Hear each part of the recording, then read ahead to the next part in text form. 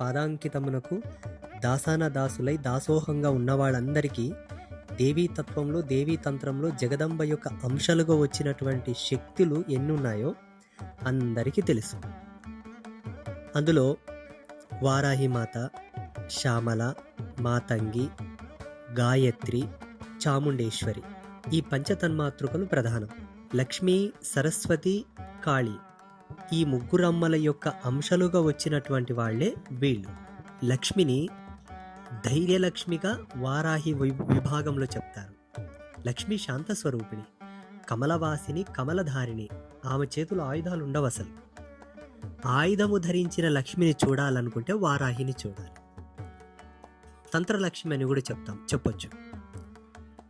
అలాగే సరస్వతి మాత సాత్వికురాలు, తాంత్రిక సరస్వతిగా, ఉగ్ర సరస్వతిగా చూడాలనుకుంటే శ్యామ.